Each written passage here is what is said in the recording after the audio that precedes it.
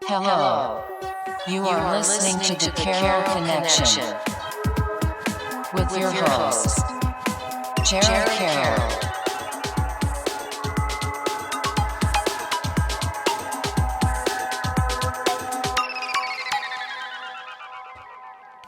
Hey everybody, welcome to the Carroll Connection. I'm your host, Jared Carroll, here to bring you guys another great episode. I did want to take a chance to shout out last week's episode 160 with Devin Slaughter. It was his first appearance since I think it was episode 62.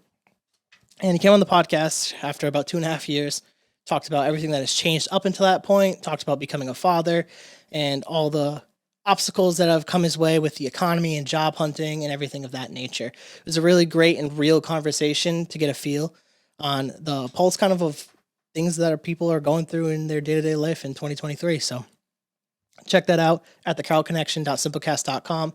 Also available Apple Podcasts, Spotify, and all the major listening platforms. If you like to watch your podcast, go on YouTube, search The Carroll Connection or Jared M. Carroll, and it should pop up for you. And if you want to be a guest or return as a guest, hit me up on Instagram at Jared M. Carroll or at The Carroll Connection, and we'll set that up. Obviously, with the holidays coming, we got through Thanksgiving, we have Christmas coming, New Year's. Be patient if I'm trying to schedule you with an episode. We'll make sure it works. And if anyone's returning for the holidays, reach out in advance and I'll try to save a date for you and try to make some time. So I appreciate that. So bringing in another great guest for episode 161, Tucker Sullivan. Hello. Welcome to the podcast, my man. Thank you. Yeah, thank you for having me. Of course, I got to give a shout out to Eli. He helped set this up, so I appreciate that. Man. Kind of tell us a little bit about who you are and what you're doing currently. My name is Tucker K. Sullivan. I'm a poet and a writer. Yeah, that's what I do. Perfect. And we're gonna get into the process, how you became a writer, and all the things that make up your current book that we have right in front of us. This is my first book. And we could plug all that stuff too at the end of the podcast as well, with links and where to buy it and all that stuff. Awesome. So I like to kind of start off the podcast talking about family dynamic, and for any first-time listeners, I always like to give a little of my little cliche kind of reason why. And I always use this metaphor, and I should probably copyright this at some point, but I like to think of it, your life as kind of like we're building a house, and the life story is building a house, and the foundation is your upbringing. It's your family. It's everything intertwined with that. Yeah. And that helps build the story up. And we're going through your life kind of somewhat chronologically here. Sure. So I like to start with that, and I'll give you the floor with that. And I'll always say just whatever you're comfortable with sharing, and I'll let you go with that. Cool. Yeah. I have a big family. My immediate family, I have one older brother and I have my two parents. But I have ton of cousins. So my mom's one of 9 siblings and my dad's one of 6 siblings. So I just grew up with that many aunts and uncles, and then they all have kids, so like that many cousins. And we were all pretty close in location. So like Christmases were huge. We're like 50 people like just running around everywhere. I consider them all very close and very good. There's a lot of like mental health challenges on both sides of the family, alcoholics, and bipolar issues and depression and those types of things. But I think that overall as a family, we're very tight knit and have helped each other through those things. My immediate family, my parents are now divorced, and there's I've had a stressful upbringing, but overall very good. I'm very close to my brother, my mom is also in recovery from alcohol and AA, and my dad struggles with mental illness. So I've inherited some of those qualities, I have my own recovery story. I'm happy to share it with people. Yeah, we dive into that. I don't know where that was in your life story, but as we move through the story, I'm assuming it's probably not when you were a child. This stuff might have been happening. It's interesting you say that because it started very early on for me. Okay. The first time that I was ever brought to a psychologist was in 2nd grade. So that's like atypical, Yeah. All right. Now we're getting into it. Yeah. But yeah, I don't even remember this. I remember the psychologist, but I don't remember the incident. But I was my parents tell me that I went into the kitchen and I took a steak knife out of the drawer and I said I wanted to kill myself. I don't remember doing that, and I honestly can't even picture a child doing that. But they did bring me to a psychologist to see if like something was going on with me, um, and it didn't really add up to much. I remember like the weird toys and shit that he had, and like his questions were kind of odd. I was a little kid, so I don't really know. He was probably making sure that nothing like major trauma had happened to me, which from what I remember right now, nothing had happened. Well, that's probably a um, good thing then. Yeah. yeah, but like my parents would fight a lot and stuff, so there was like home trauma like type things. They got divorced only like a year ago, so it was just like a lot of like kind of drama growing up, like just chaotic. But like we all love each other, and we all, I think, have each other's best interests in mind. It's just that life struggles happen, and there would be butting heads a lot. But as a little kid, it could be stressful. And my dad is really strict and like challenging, but he has his own struggle going on. So, but that's what was my first experience like with psychologists and the whole mental health, like mental illness thing. It was early on for me, like, and then in third grade I had an episode of tachycardia, which is like a sped up heart rate, but like in the middle of the night. It was after like Christmas or New Year's or something. It was a big family party, huge family party. And I remember I got buried by my cousins in couch cushions. Like they pulled the sofa cushions off the couch and like buried me. I was like, third grade, tiny kid. And I do remember getting buried and being so angry. And I came up and I was so angry. But that night I had this episode of tachycardia. I woke up in the middle of the night, like 2 a.m, and my shirt was like moving. My heart was beating so fast, and I was sheet white. So my parents took me right to the hospital. They put electrodes all over me, and like it didn't amount to anything. They couldn't find anything wrong with my heart. They couldn't find anything. So basically, like retrospect, hindsight, 2020, it was probably some type of a panic attack, which is again atypical for a young kid. But that's probably what it was. I had to wear a heart monitor for recess and stuff that year. Nothing ever happened again. Ticker's good. No issues on my heart since then. So it's just a strange thing. And I would attribute it to some type of a panic attack at the time based on what happened that night, getting buried. And like, I would remember being like stuck in the couch cushions, like for like with them sitting on top of them for like a while. Like, I don't know. And I remember like running upstairs, like furious, like, and wanting to leave.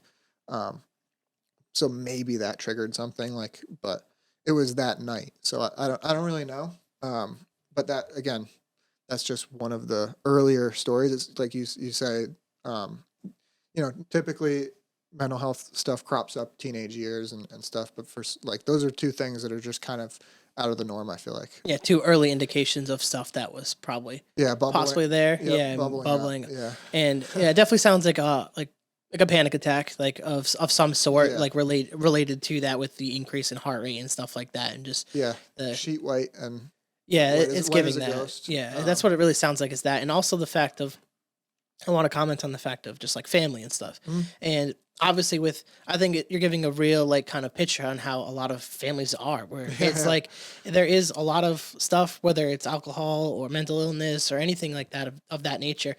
People have that in their families, but at the end of the day, it sounds like you're able to kind of come together and support each other's at least for kind of at least have that best interest or want to have that best interest, and it sounds like that's a positive thing Yeah. between you and your family. And I would say the same thing for my family and like having like we have like family reunions every other year. We try to do it every year, but as a lot of our older generations are kind of passing away and stuff like that, it makes things difficult with passing of like the torch and things like Yeah. that. But being able to see them, to hear some stories, and I kind of told you about episode 2 with my grandfather. And, Yeah. I know when we go to the family reunions, all his brothers and sisters will come to me and like constantly say thank you for that episode, and like having that camaraderie built in with the family unit, I think is like a major blessing that I know a lot of people don't get to have. Yeah, I absolutely do have that. And that, like 20 cousins running around. People were getting buried in couch cushions. People were having fights in the bouncy house or whatever it was. But we were all like really close and like always doing fun stuff. And like I do think we all have each other's back in a cool way. And like but like there's just things growing up that happen. So Yeah, I'm glad to hear that though, that family dynamic for you was mostly positive in oh terms yeah, of that. And absolutely yeah, it and I was. think that's a really great thing. And because I've talked to a lot of people whose family dynamic isn't always positive, but it's always Hmm. important to dive into this section of your life because, like I said, we're building the building blocks on Yeah, top of this to get a full picture of who you are. yeah. So, kind of like transitioning towards like the childhood aspect with making friends, sports, hobbies. It sounds like too with like having so many cousins. Usually, typically, our siblings and cousins are usually some of our first friends. Is that the case for you Yeah, as well? it's funny you say that too. Yeah, one of my best, like who I consider to be my best friend. Probably, I have a couple people that I would consider my best friend. You know, one of them's my cousin Joey. But it's funny because he's the one that did not live immediately in our area. So he grew up in Hawaii, which I just thought was so cool growing up. He's like a year older than me too. So in that young age, it's like I don't know. You just look up to the people that are slightly older than you growing up. And like he lived in Hawaii, and I would always brag about it. My cousin lived in Hawaii, but he ended up moving to Ohio because his grandmother lived there and was getting sick. So they moved there to take care of her. And for me, that was great because it was closer. Like so, we would drive over there. But he's a musician, and I'm a writer, and I play drums a little bit. He's like a very very talented musician. And so we always had this thing. We were going to start a band, and that was a little bit of how I started writing. Is writing song lyrics.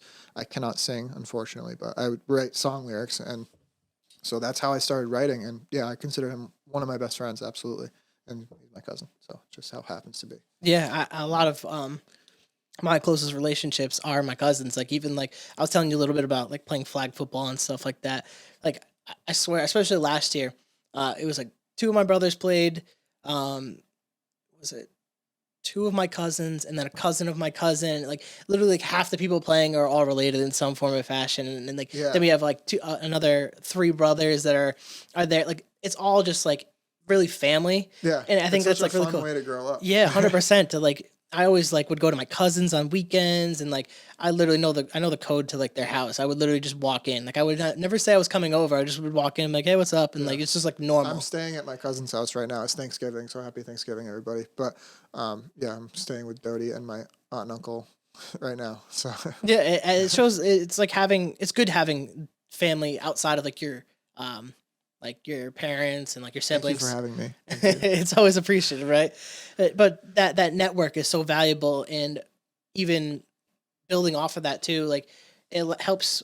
Even like my friend groups were always with like my cousins too. Like we'd always have similar friends, and like we always did similar things because Yeah, we got along obviously because we're family and we yeah. just grew up together. But creating that friend group around that was really great, and it sounds like too with like the writing and stuff too that helped kind of like snowball yourself into kind of the stuff that you're doing now. Yeah, for sure it did, especially like that particular relationship. Hmm. But then I got into like trying to be a rapper for like most of high school. I was like stoned and trying to be a rapper. So like that was a different time Did you have a period. rap name? No, no, I didn't. I was so garbage. But no, two of my friends were like actually legit good. I swear to God. They're not. Well, actually, one of them, Sim Bailey, is fucking still like he's good. Slim Simba, Simeon. Shout out to Simeon. He's actually very good at rapping, and he's got some cool videos out right now. So, Oh yeah. but yeah, no. But I was writing lyrics. Like I was kept writing. So like it started like third grade, like writing stuff down, and then in high school it just like the culture. I was trying to be a rapper, but it was at least writing. I was practicing writing rhymes. Like it's not even close to anything like what I write now, but I was putting words on a page. And so it was like, I'm glad I did that. And that was my friend group, like skateboarders. And we had talked about football. I played Hmm. football, and but I always skateboarded and stuff. I played football from like fourth grade to freshman year of high school, and then I didn't like the coach. I wasn't getting playing time, and so I just quit and like started skateboarding. I started rollerblading, because it's close to skiing. I also ski. I live in New Hampshire now. A lot of different tangents going here that I could talk about, but like growing up wise, I had this cool crew of friends that skateboarded or rollerblades, scooter, BMX. Shout out to Jam Crew. That's the people. They make my friend Alex Mercer makes BMX videos right now. Like very like he's high level, very sick stuff. If you like BMX, look them up. But yeah, so I had this kind of a crew, and like the culture at the time, skating, hip hop, like You know, I wanted to write rhymes. I wanted to be a rapper. None of that stuff panned out, but I had a good crew around me. I really like, I still miss a lot of my friends from that time period because I ended up moving to New Hampshire after all my life shit kind of went down. I moved up to the woods, you know, moved up to be a ski bum.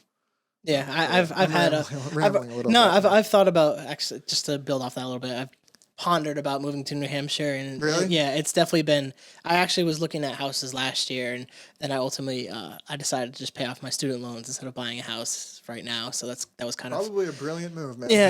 I mean, accountant, and I deal with student loans on the daily. So Yeah, it's like dude. I'm like looking at this, I'm like, if the interest rates weren't as high as they were, or as high as they are, I probably would have bought a house. Mhm. But I mean, being essentially debt free isn't bad either. So I Right mean, now I'll it's, take yeah, that. hell yeah. Yeah, Good and choice, man. a little bit of a tangent related to the New Hampshire stuff, and we'll get But into yeah, your if you move ever up want there. to visit, come on up, man. Oh, absolutely, Yeah. I probably will Do then. you snowboard or ski? Or That's the one anything? thing I don't do is No, I that's don't all really. right. Yeah, That's I'm all right. just a big hiker. Cool. That's like yeah, my yeah. favorite thing to do is Yeah, like hike. yeah, for sure. Yeah. So We live right in the Franconia Notch area. okay, yeah, You know, yeah. I Lincoln, love that. so like, Yeah. super accessible from here. It's I only was looking 3 hours. at I think it's I might be butchering this. The name Ossipee, Yeah. New Hampshire. That's the kind of the area I really like. I guess it's not really ironic, but like, the Carroll County Mhm, was yeah, kind of what I yeah, was looking for, cool. just because like to be able to live in that would be kind of cool, just Yeah, 'cause yeah. given my last name.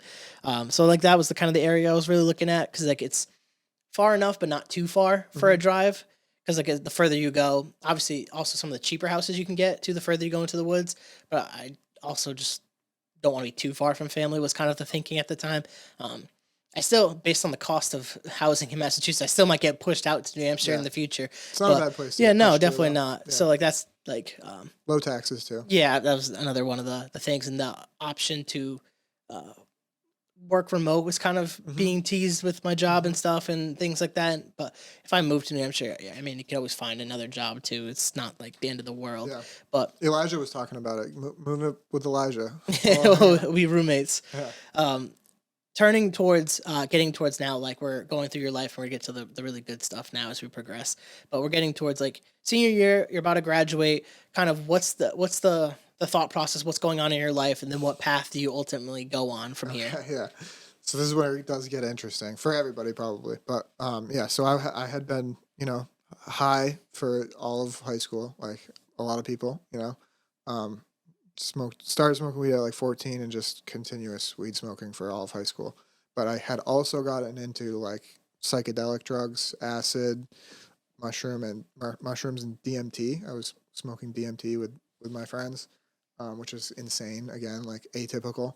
But um, I got in a car accident with my buddy Drew. It was like senior year, February or March, so towards the end, like middle towards the end of school. And we got in a nasty car accident, and I had 2 black eyes. Like I was super messed up. I still got a scar on my head. Worst concussion I've ever got out of playing football and skating. Like I've banged my head a million times, but this was like I was like rattled. And you know, I happened right next to my house, so like I I just still wanted to get high. We were about to go for a blunt ride. So the ambulance comes and I'm like walking home to my house. I got blood coming out of my head. I'm like, they're like, where are you going? And I'm like, right there. I live right there. They're like, what the fuck? You can't just leave the scene of it. I had weed in my pocket, so I was like worried about cops coming, like whatever. Um, you know, this was like 2012, 2013, so I don't think it was legal then. I don't know. Yeah, I don't think But so. so they just let me go home, like fully concussed. The next day, I just had like the nastiest black eyes, and I just like went home and smoked weed. And like this is just a picture of how I was treating my brain at the time. You know, I wasn't making the smartest decisions. So I was doing like all the psychedelics and stuff, and I started to like lose touch with reality, basically. And then I did graduate. I made it to graduate. I wasn't like that bad of a student, but I had failed chemistry. That was the only class I ever failed, but they never said anything like that I had to get a science credit or anything. But towards the end, they were like, "Oh, this was a required thing," and I almost didn't graduate because of it. But like, I feel like that wasn't my fault because I didn't like nobody told me that. My guidance counselor never. It was the only class I ever failed. It's not like I was like a terrible student not showing up or anything. Anyway, so it's like this paints a picture of my high school experience. I'm a smart kid. I should not have failed anything, to be fair. Not to toot my own horn, but like I shouldn't be failing anything. Like chemistry was hard. That was like one of chemistry the was hard, dude. yeah, that was one of the few classes that I really struggled with too. Was chemistry. Yeah, so I did graduate. Nothing was like it was fine. They gave me some bullshit science credit.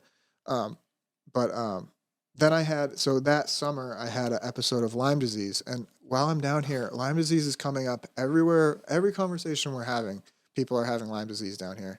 I had a pretty bad episode, and basically I got in like this fight with my friend.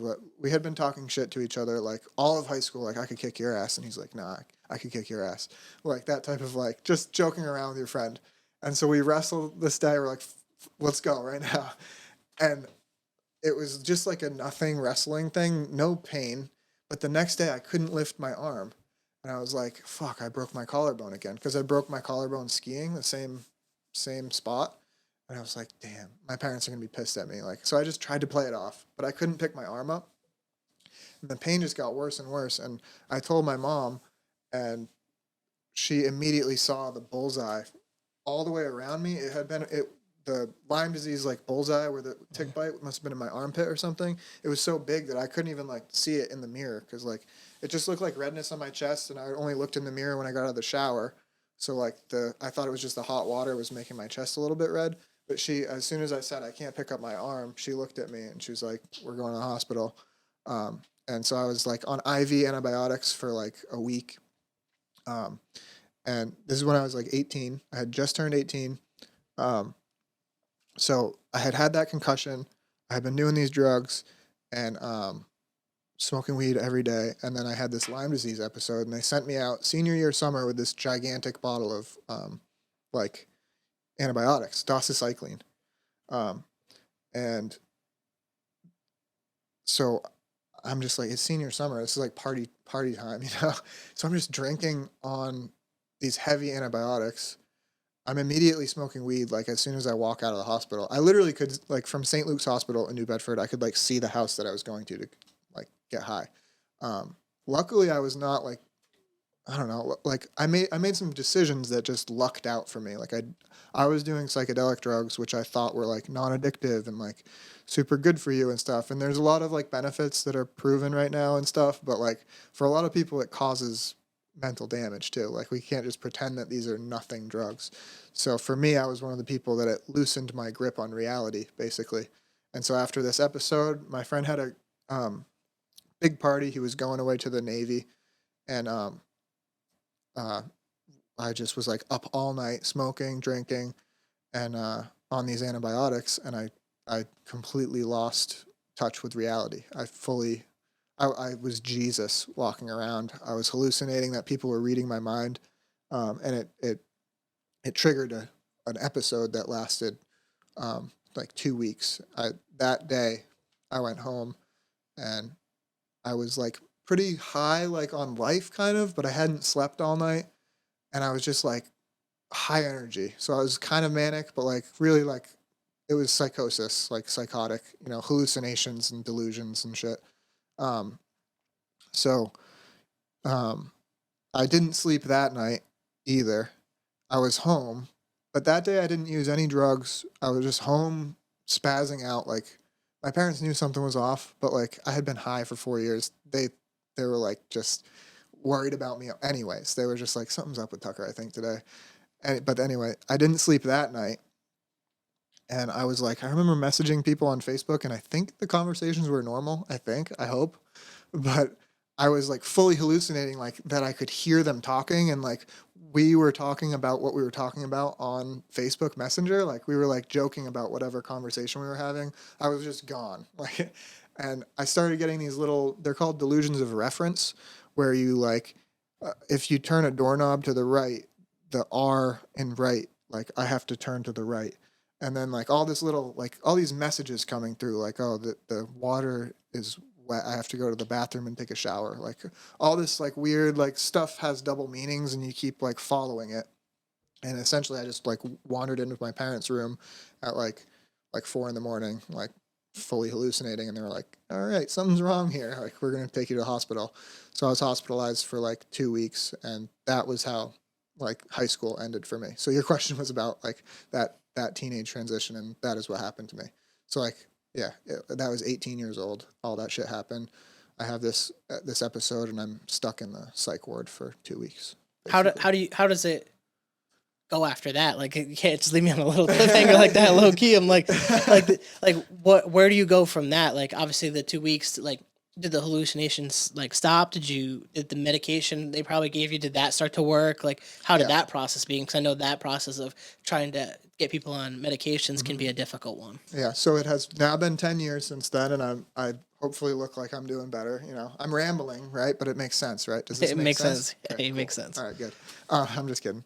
But yeah, a lot has happened since then, and that was basically like kind of like I would call it my rock bottom. You know, like that was like the worst point of my life. But it didn't immediately start to get better. I had a few rough years starting right there. Um, so um, I we had the plans. I was supposed to go to Plymouth State in New Hampshire. I was hallucinating, so I decided not to go to school. I did try to go to like orientation, and I'm just chain smoking cigarettes. Like, I'm not going to school. Like, I just was there. Like, fuck, felt so weird. Like, so psychosis is typically like episodic. So I had that acute episode where I was fully gone, and I could. That's like a whole podcast to just talk about like what that experience was. But um, basically, like they put you on antipsychotics and level you out, get you to sleep, and so after 2 weeks, I kind of was coming back to myself, but like fully medicated and like just off. And I was having these hallucinations that continued for a while that were like people reading my mind. Like if I said something, somebody would like answer it like perfectly. Like, or if I had a thought, somebody would be like, if I was like, I have to go to the bathroom, somebody would be like, I'm going to go to the bathroom right now. Like weird shit like that. Like constantly for about a year that was happening. Or I would be in the grocery store and somebody would come up to me and be like, fuck you, you fucking pussy. And like, and then just walk away, and I'd be like, was that real? Like, what the fuck was that? And like that went on for like a year, and my whole life was off. We moved to New Hampshire. That was the plan, to move my family business to New Hampshire. So we went from south coast of Massachusetts, Dartmouth, and New Bedford area, up to Lincoln, New Hampshire, which is like, you know, very far, like 3 hours away. And I was supposed to go to college, but I was fucked up. Like I didn't want to. So I got really depressed during this time. Like I was away from my friends. I got suicidal at that point. Just the hallucinations and like I just was the lowest, like of the low that year when I was like 19. So I was hospitalized again for suicidal thoughts. And that was like a 2 week hospitalization as well.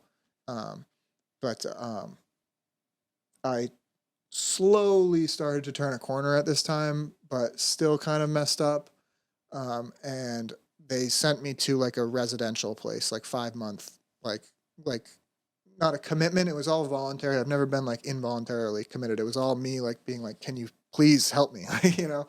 But I went to like a residential place for like 5 months. It was kind of almost like a rehab type of a thing. And that's where I really started to do better. They got on the medication that actually worked. I was able to drop, like they had me on like, you know, they put you on like 5 medications and crazy stuff. So basically like, and that was also, if you think about it, that was a couple years after the Lyme disease. So I did finish that antibiotics course, and the rash went away and stuff. So I think the Lyme disease was a big factor in like my hallucinations and stuff. That's like, it's something that's kind of in my head in retrospect. Like all the stuff added together added up to like what happened to me. But the hallucinations did continue for years. So, but yeah, anyway, so I was in a like residential place for 5 months, and that's when things actually started to look better for me. I started to think clearer. I was reading books. I was out of my house, which was a little bit dysfunctional at the time, you know. I love my parents, and I love my brother. He was away in college at the time, so I wasn't seeing him as much, and like that was a good relationship for me. So that was actually hard when he was away and I was alone. Like that was hard. So like this time away, just focusing on myself, And it was like, you know, my parents helped paid good money to put me in a good place. Whereas like, you know, if you need residential care, there's not very many options. So I was very fortunate to have a place that my parents were able to pay to put me to a good place. So I was safe, and like, I had good care, and I started going to the gym. My psychiatrist at the time is a sports psychiatrist, and he basically like prescribed exercise for me. And like the antipsychotic drugs make you gain a bunch of weight. So like I'm like naturally like 160, and I got up to like 185. I was just like sluggish, and like so he basically was like, you're gonna go to the gym 3 times a week, and like they're gonna drag you out of bed if if you don't, you know. So that was really good for me. And I started to meditate, and I continued to write poetry. And at that time, that's when I knew I was like, I write poetry. Like, I know I do. Because up to that time, it was song lyrics. I wanted to be a rapper. It was like all crazy shit because I was psychotic. I was writing prayers, you know, like crazy stuff. But this time, this was when I was like, you know, oh, I write poetry. That's totally what I've been doing this whole time. Can we dive into that actually Yeah, too? yeah. That mindset. Yeah. This is something that I've been talking with a lot of my friends. Shout out to Wally and Eli and stuff like this, Nice. where it's the mindset of just like saying you are what you are. Yeah. Like it's like when I started to be a podcaster, like I'm a podcaster. This is what I do. Yeah. Like after you record that first episode, Mhm. and then you get the second episode, and it just keeps going. And like I am a podcaster. Yeah. It's like that mindset switch almost. Yeah. So is that kind of similar with what you're talking about here with writing poetry? Is like Yeah. at some point you just kind of decided this is what I do, Yeah, and did that help absolutely. you start creating more? Yeah, it gives me goosebumps to think about, man. Like I was like meditating and stuff at the time, which was really good for me. I still try to do that as a daily practice. Not I don't do it as much as I should or whatever, but like it's very good for your head to just, you know, to quiet it down, especially after doing all this crazy stuff. So I would just go up into this field that was near the house that I was living at, and I would meditate and I would write poems. And you know, I had decided not to go to college. My friends are all away having like freshman or sophomore year of college, just party time, like, and you know, I was pretty lost. But I was like, the only thing I've ever cared about is writing, like in some capacity, whether it's going to be song lyrics or whatever. And I like to write other stuff. I want to write more than poetry. I write more than poetry. But at the time, like it was just these short little sentences and bits. Like it's not like rhyming poetry. If you ever find yourself reading it, I think you'll see what I like.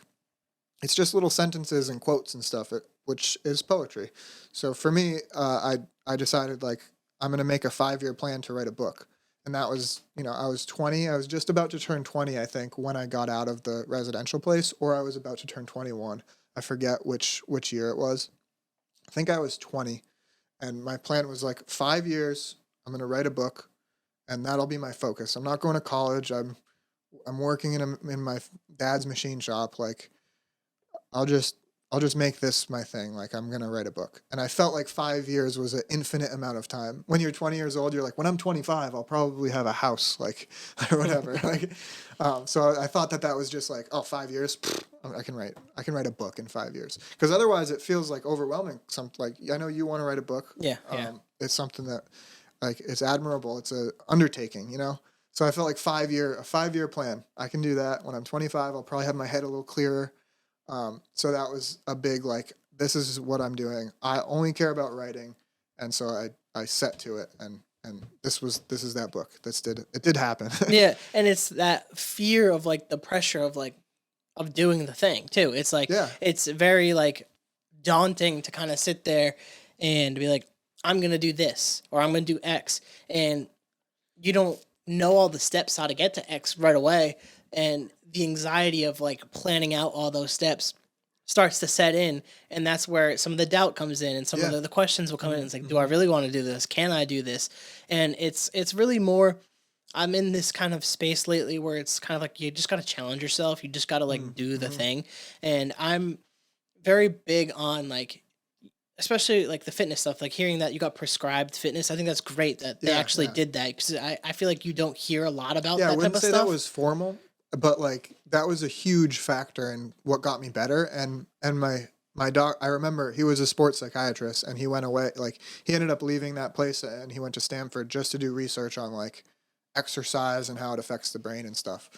So it wasn't like it wasn't this official thing, but it was like you should be exercising. And he was looking at like my overall picture, and kind of I think he wasn't like, oh, you're a sick person. Like I wound up with a diagnosis that, you know, it's like a heavy sounding diagnosis. But I think that he was seeing that, oh, you're just like, I can see that you're just kind of in a fucked up situation and headspace. Like you should be exercising, try to eat a little bit better, and don't smoke weed every day. Like, and at that time I was just like, I'm gonna like get just enough better to where I can smoke weed with my friends. It's like, I'm once I started getting better, I realized I don't fucking need weed at all. Like I just don't want to.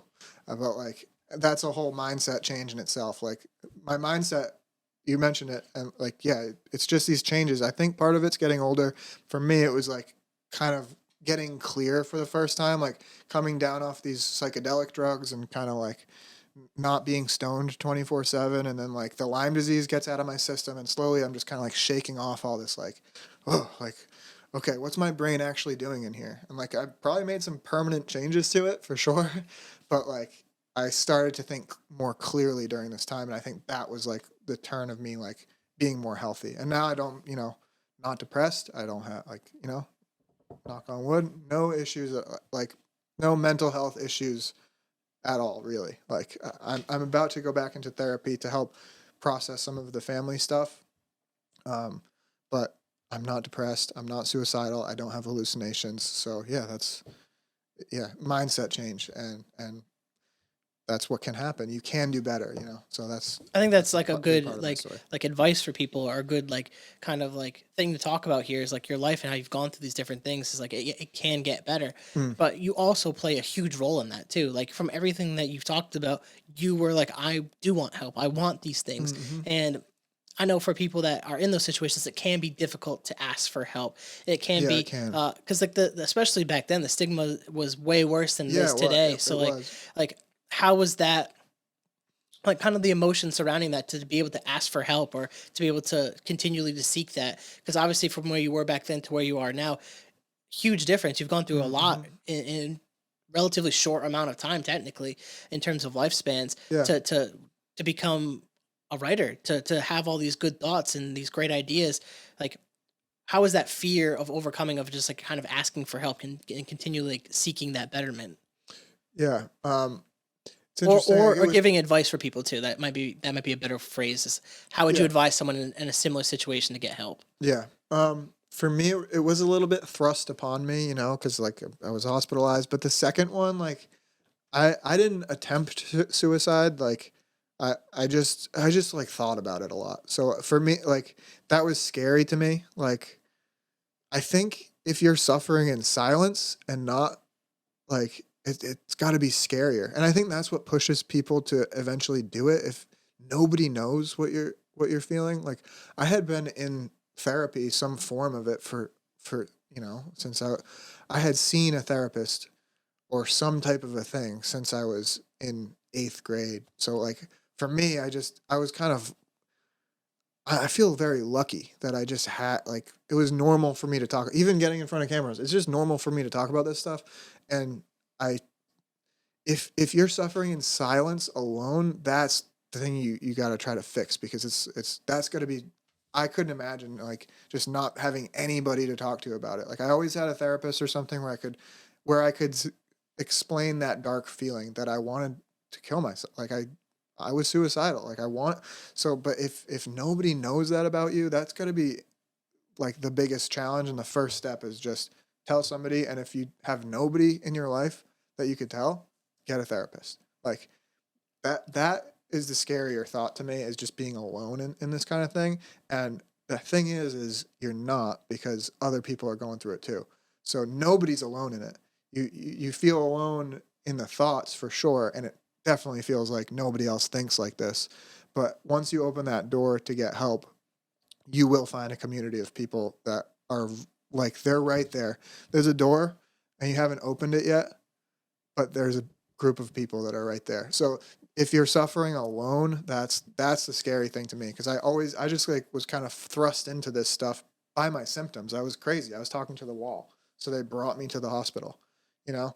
But if you're suffering in silence and nobody's really seeing and nobody's coming and talking to you, um, then it's up to you to make that step and find somebody to talk to. And it will feel so much better. Like getting your shit out there. That's why I like to talk about this kind of stuff, because it feels better to just talk about it. It eventually it's cathartic. It feels good to explain your bullshit, put it out there, and have somebody else be like, even they could be like, don't do it that, like, like get it out there and have somebody be like, I do the same thing, man, you're good. Or have them be like, you got to quit that. Like, like it, once you start the ball rolling of just talking about stuff, I think it's really helpful and beneficial. Yeah, definitely. I think that was a huge turning point in my life was therapy. Was it took a lot of my internal struggle really stemmed from like relationship issues. Like I just always wanted love. I always wanted to have these things, and it took a huge toll on me. I always reference it was like 2020. I ended up in a situationship, as they call it, that really was not good for me, and it brought up a lot of stuff that I didn't heal when I was like 18, 19 and going through a breakup at that point.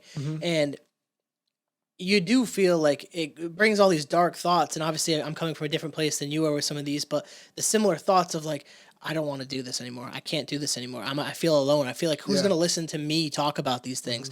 And it wasn't until I'll never forget the day that I went up to my mom, like, I want to talk to someone. Like, I just want to talk to someone. Because I know that she had gone through therapy and still goes to therapy. And I knew I could trust her with telling her this. And I still remember the first time, like, she told my dad that I wanted to. He's like, why do you want to go to therapy? Like, why do you need to? I'm like, well, I want to talk to my therapist about that. Like, I want to go to them.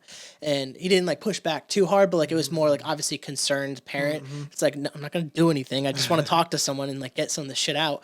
And you're right. Like getting it out of you is so healing. Because I remember when I finally like finished it, like, I mean, you're never really done with therapy, but for the time being, I haven't been back. It took like a year and a half to like work through a lot of my stuff. And then I felt good enough to like do the thing. But I went into therapy with the mindset of I want to do something. I want to fix something. And I asked for like worksheets. I asked for homework, and I wanted these things. And I'm the type of person that I will talk about something until I don't want to talk about it anymore. And having a therapist erased the annoyance that I felt on like my friendships, like telling them constantly of what I'm going through, and being able to express it to a therapist who could listen to me and then give advice. And then I started not wanting to talk about it. I was over it. And getting it out. I've been out of therapy for a long time now. And again, saying like, I've been in the mental health system, since I was a little kid, because of those weird things, like, and because of some of the trauma and stuff. But, I've been out of therapy, like consistent weekly therapy for years now. Like I've been getting better, but now I just think it's a good time for me to dive back in and deal with some of the other stuff that I might not have gotten to yet. But yeah, just having that, like thinking of like mindset changes and like what could help somebody else is just take that first step. Just take the first step.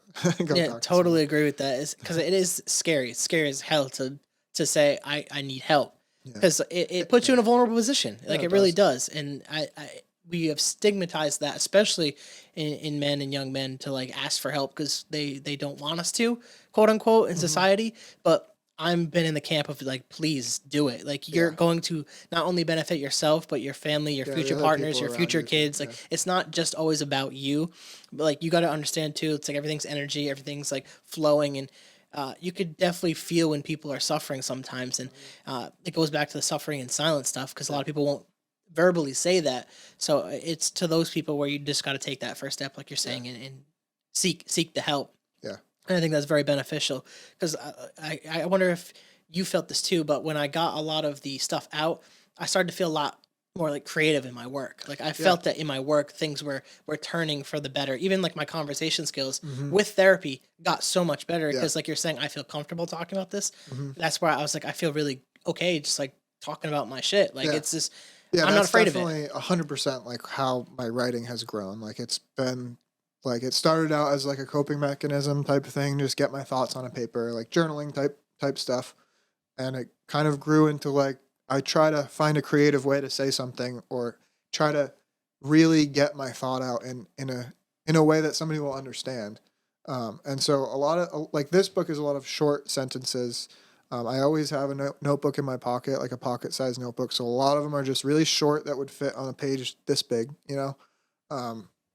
but now I've grown in that. But a lot of it is that trying to get my thoughts organized and out in a way that somebody else is going to understand. Like somebody else will be like, "Oh, I get that," and a lot of it's just nonsense, like wordplay crap. But it's finding a creative way to say something, like get my point across in a good way. Like, how can I be as clear as I can? Right now, I'm doing this thing on social media that I'm adding one word every day. Just so it started. Day 1 is 1 word. Day 2 is 2 words. Day 3 is 3 words. And every day is unique. It's not like one sentence that's slowly growing. It's just like the first day I wrote hello. The second day, so like is trying to it puts constraints on yourself to find the best way to put something, and that's kind of what the poetry is like, how can I talk about my mental health and stuff? It comes out in weird sentences. Sometimes I scribble like "fuck you" on the page and then scribble it out and then write something else right underneath, like "no, calm down," or some random stuff. Like it all filters out, like. And then as my brain got better, like my book is not really about mental health that much. It's called Relate One Human to Another, and it was written during like between 2015 and 2020. So like we had Trump get elected, we had COVID happening, like we had the culture wars raging and all this stuff. And like I really think that if you're locked in a room with someone, you can find a way to relate to them. So that's what my book is about. It's not really about mental health, but a lot of that stuff was my brain getting better and figuring out all these thoughts and trying to write about the world. It created this thing, which is I try to write positive stuff. Like I don't want to be writing like a bunch of negative, dark, cloudy stuff, which is, there's a place for it, totally, for sure. But like I have enough dark cloud in myself. I want to trick myself into being like, today sucked today, but like there was a crow that flew over my head and scratched my head. Like, that was interesting. What was that? Like, I don't know. Just like look for the one good thing that happened in the day and write about that. That's what I try to do. So like my writing is, I try to be positive. I don't know. I'm rambling. No, again, you're good. And I actually, the point that you're making is kind of like the reason, even just like one human to another, like the whole like basis of this podcast was to just connect with people on that and that level. And like, it's cool to see that we have a similar mindset and belief in our work, but we did it in different ways. Like you turned it into the poetry and writing it out there and trying to relate and getting a lot of these ideas out there.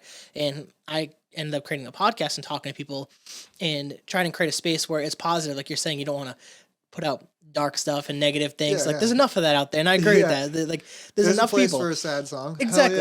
And like there's people that there's content for everyone, and they'll find that content.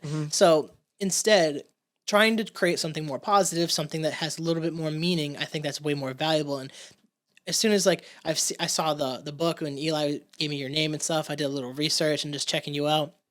I try not to dig too deep because I obviously want the conversation to be organic. Yeah, for sure. But seeing that theme there, and have you ever heard of the artist Russ, like the rapper Russ? Yeah. What you're doing right now reminds me a lot of that. Oh, cool. Where he used to write, I think, or release a song on SoundCloud like every single day, or it's like every single week or something like that. And then Andrew Schultz did something like that for comedy, where he released a bit like every single week, and he quoted kind of like Russ for like that mindset. And I think what you're doing is not only going to improve your writing on like massively, but I think it's such a just cool concept it's too. It's just fun, and like I was trying to get myself to get out there on social media more, and so it was a way to do that. And I'm going to transition it over to a blog. I already decided, because I don't want to be tied to Instagram too much. Like I like to put ski videos and like skating videos and stuff on Instagram, and like that's more fun. I don't want to be like obsessing over my writing for it, but I'm going to continue the 1 word a day thing.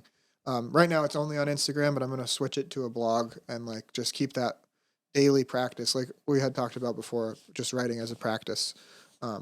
So yeah, it's interesting. It's a different way to do it, and like just get something out there. Like I that's something that I've experienced with this. Like I published it, and then it's like nobody's gonna see it unless I go and show it to them and give it. So you have to put yourself out there like in some capacity. So that was the idea with the one word a day. I'm just calling it one more word.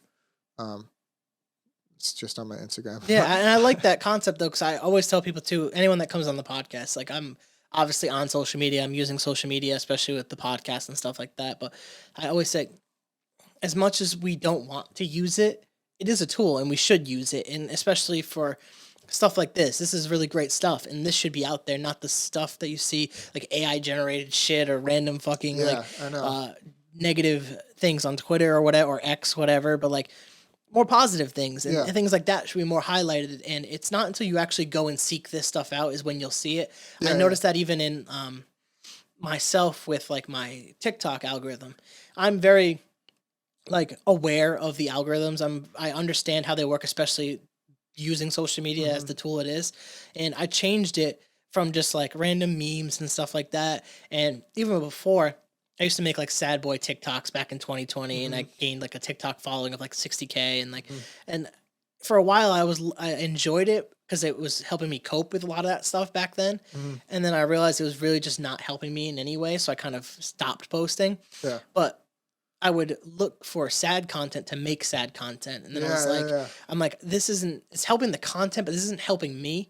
And lately, I've shifted to like more of like the motivational videos you see on Yep. like social media, and like, I don't understand like the hope core, or like they call it core. I don't get that stuff yet, maybe, but like I see it, and I'm like, oh, it's like core, and like some Yeah. motivational video. It's just this reel on it, and it's just like people talking. Yeah. But I'll listen to that, and then like I'll start writing, or I'll listen to that and I'll start working out. Like I use those like quick moments of motivation. Have you listened to the Denzel Washington like Is it the speech one you're gonna say? like what is it? Inaugurate? I thought it was at like a college. commencement. Yeah. You got the wrong word. Yeah, there. no, but I got it. I knew what you were talking about. I Yeah. love that speech, dude. Yeah, and like I'll see that chopped up in different videos and Yeah. stuff, and like I love those videos. I always yeah, have loved dude. those videos, and shit like is good. that. I used to repost those when I first started the podcast Yeah. because I didn't want my page just to be podcast clips. I was like, oh, I got to figure out how to get people here. I used to do podcast clips and motivational videos, and then I was like, I don't want people to come here just for the motivational videos, but not for the podcast. So I just stopped doing that. Yeah. But I love that shit. I love that constant motivation and like hearing people talk about these ideas, and like it's just positive stuff that I like injecting into Yeah. my brain. Like Yeah, I for just sure. like I need that, because otherwise I get, maybe we're similar in this.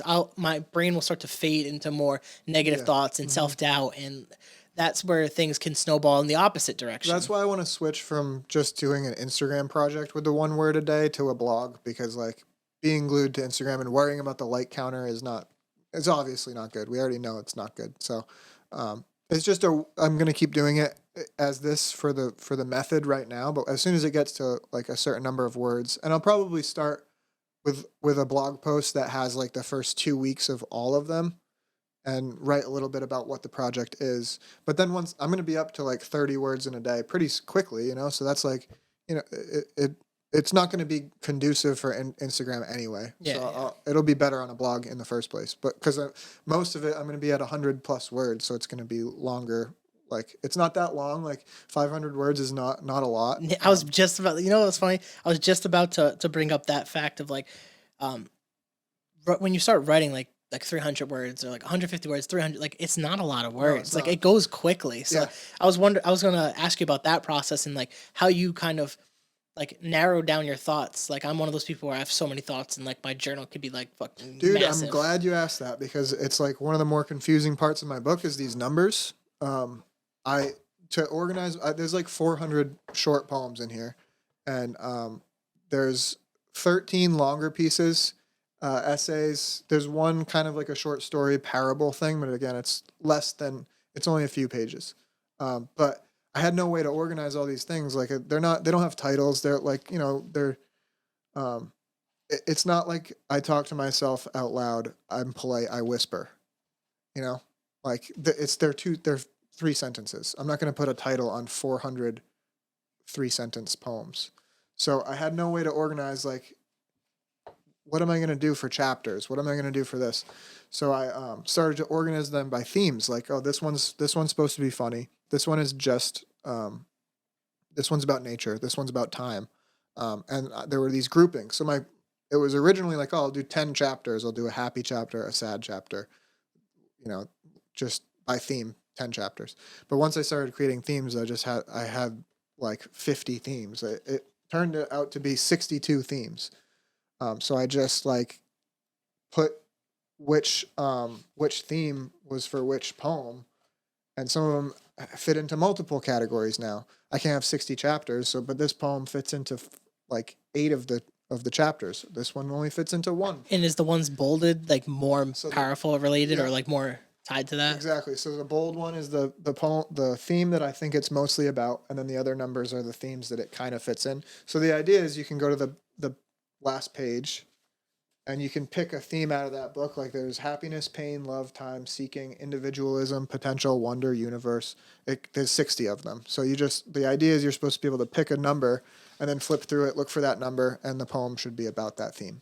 So that's basically how I organized it. That's so unique, and like I haven't seen or heard of anything similar to that. Like I don't know, maybe in like the writing space that you're in, maybe that's I've never seen anything like that, and I think that's like uniquely you, and I think that's like a cool way to like kind of like encapsulate kind of your writing technique and make it like organically you too. And I think that stands out. Like it definitely stands out. Thank you. I think it's basically like an index feature. I think that's basically what it would be considered. I'm sure there's been index systems before.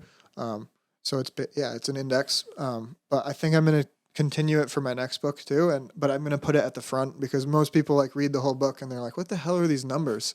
And then it's like one of the last pages. It does say in the back, on the back, it says like, if you're so inclined, the legend of content is in the back of the book. But if you don't, a lot of people don't read the whole back of the book. They want to get right into the book. So a lot of people did not know what the numbers were until they got to the end. And then they're like, oh, like that's what it is. So I think for my next book, I'll do a brand new like legend of content style thing, but I'll put it at the beginning and explain it a little bit more. So like, cause I think it's a useful way to like flip through it. Like, And I mean, it's a learning experience too. Like I can imagine like everything you've learned from this is going to help you in your next project too as well. So like, kind of talk to me a little bit about that, because we are getting towards like the end, but I've really enjoyed the conversation. Yeah, so we can keep I'm going to let it going go or a little whatever. bit. It's up to you. I'm definitely going to let it go a little bit because I want to talk a little bit more about the book, and then we'll start wrapping things up. Cool. But with the book, like you talked about a lot of the motivations between the time frame.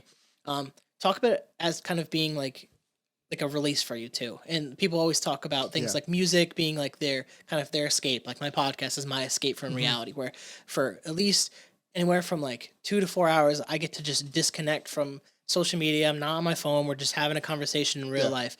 Was that similar, like this process for you? Was this like the writing process kind of similar for you? Like what was the book like as like a meaning for you, like a creative outlet or something like that? Yeah, that's exactly, like I used the word coping mechanism before. Perfect, yeah. And that's exactly what it has been, but now it's like more of a practice, and I want it to be my job. Like I'm taking it seriously. I want to spend as much time as I can writing. It started as like a little bit of a hobby thing, but now like I want it to be my career. I want to spend as much time as I can to see what I can create. Maybe it'll take 50 years the rest of my life to where I can say that it's fully sustaining me on its own. But like it has become like more than just a little bit of a hobby or a coping mechanism. It's like kind of my current way of life. Everything is filtered around writing in some aspect, whether it's like an idea for a fiction story or this is filtering into something I want to write as a poem. But basically I always keep a small notebook in my pocket. And then I've transitioned. My next book is going to be a lot different than this one because I transitioned to writing like full page spiral bound pages, like instead of just writing in this small notebook, which is how this one came about. So I'm trying to just write longer pieces it's a lot different than this stuff, but it's just doing that different practice. But for me, it's like I think of it as like a way of life. It's my passion. It's what I care about. I want to learn about like the grammar and stuff. I want to learn about like the typesetting of the book. I want to learn all that stuff. And coming on a podcast and talking about it is a perfect thing. So I'm very grateful for you having me. I really appreciate that chance because, like I said, nobody's going to see it if I never get it out there and like show people. If it just sits there, then it's just going to sit there. But it is something that I consider like a way of life to me. It's like what writing has like helped my brain. I think like even at my most depressed points and even like when I'm doing drugs and all this shit, like I still liked reading. And I think that probably helped my brain like keep neural connections and stuff when I get a concussion. Like at least I was reading a book about like ancient aliens at the time, that like fucking got me to read a full paragraph to connect a couple of the neurons that otherwise would have died or whatever. I just think like writing for me is like, it's my whole life. Like it's everything I care about at this point. So yeah, that's what it is to me. It's a passion. So. Yeah, and I'm glad to have given you an opportunity to talk about it. And like, you're the embodiment of the type of person that I'm looking for when I talk to people on the podcast. Cool, Is yeah. someone who's gone through something, but has been able to take that and turn it into something too. Mm-hmm. And I think when you're talking about kind of almost being like, it's setting like a role model almost for other people in the sense of like you're getting it out there so people don't feel alone. Going back to like our conversation earlier, we're kind of suffering in silence, where the point of the podcast is to highlight we all have different things going on. We all have different variations of shit, and getting the shit out there publicly for other people to listen to, I think is important. And in just getting to like the realness of the conversation, not just like you're at a bar, like Thanksgiving Eve, you're at a bar with all your old friends. It's like, hey, what's up? Blah, blah, blah, and just moving on. Yeah. And then never talking to them again for a year. Yeah. Instead, taking the time to actually have a conversation with someone, ask them about like their family. What was it like? What was your progression through school? Like, did you go, like, what happened throughout your phases of life to get you to create something this cool? Because not a lot of people will take the time to do that. And I think that's like kind of like a missing piece in society. And that's where I felt I could come in and try to like create meaning for myself, but also highlight like the cool characteristics of people like yourself that do really dope shit. Yeah. And I just appreciate people like you that want to come on the podcast and we'll talk about these things. Yeah. I think currently like the current view on technology is like super negative. Like, oh, it's separating us and everybody's like confined to an algorithm and stuff. All that's probably very true. But like, then there's these things like podcasts that bring super random people together and like they create these communities out of nowhere and stuff. So like, there's obviously that good side of it too. And I totally, it's living right here, it's right here. So it's cool to be part of that. Yeah, absolutely. And it's just, again, it's just shout out Eli. It goes back to that where it all connects. Eli's the man. And it links this up, and it goes back to what you said, creating the networks. Yeah. So we are getting towards the end of the podcast. Cool. So I want to tie a knot on everything. Yeah. So I do have one more question for you that I mentioned at the beginning of before the recording is, what would your advice be for someone who wants to pursue their passion? It has to be keep doing it, keep practicing it, and set a goal.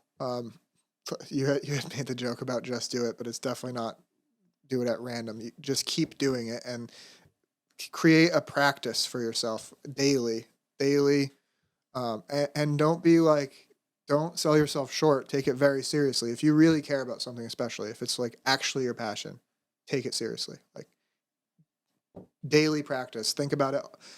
Even think about it all day. Don't sleep. Like do everything you can if it's truly your passion. And if you're having trouble figuring out what your passion is, that's another conversation. But if you feel like you have a passion, then keep doing it. The people that succeed are the ones that don't stop doing it. Like everybody you see that you look up to wouldn't be there if they stopped. So just keep doing it and make it a daily practice, a thing you like put your heart into it and actually focus on it. Think about it all day.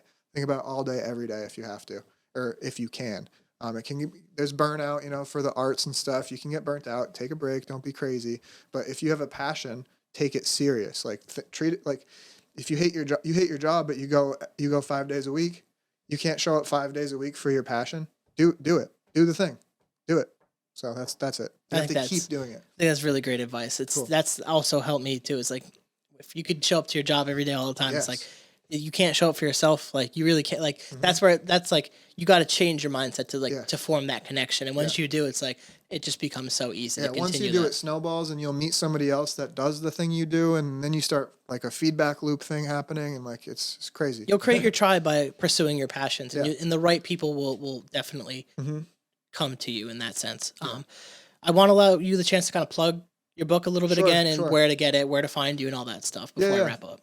You can just find me on Instagram, my name, Tucker K. Sullivan. And then this is my first book, Relate One Human to Another. I published it in 2020, so it's a little on the older side now, but I think it's maturing, hopefully. Hopefully it's aging a little bit nicely. I don't know. But yeah, I'm going to write another book hopefully next year. And I currently I just started a blog on Medium. Again, it's just my name, Tucker K. Sullivan. And I have a website, just my name, Tucker K. Sullivan. So you can look, if you Google that, you'll see my stuff, hopefully, if Google works correctly. But yeah, my Instagram is, again, just my name. Most of that's what I use. I don't have a Facebook page, but I have a website that you can buy my book at, or you can find it on Amazon or Barnes & Noble, whatever you use. And I'm going to be publishing another book next year, hopefully. And yeah, hopefully a lot more writing after that will happen. So Perfect. And I want to say thank you for coming on the podcast Thank you and for having sharing me, man. a Thank lot you. of your life with me and the audience. And I always appreciate anyone that could sit behind the microphone and talk about stuff Hell like yeah, that. yeah. So I For sure, appreciate man. you. For you guys listening, you guys like the podcast, please rate, review, subscribe, share with your friends, share with your family, share with your grandma. Check it out. carrollconnection.simplecast.com. Also available Apple Podcasts, Spotify, and all the major listening platforms. If you'd like to watch your podcast, go on YouTube, search the Carroll Connection or at Jared M. Carroll. It should pop up right for you. Do And it. if you want to be a guest or return as a guest, hit me up on Instagram at Jared M. Carroll or Do at the that. Carroll Connection, and we'll set that up. So, Nice. till next time, guys. Peace.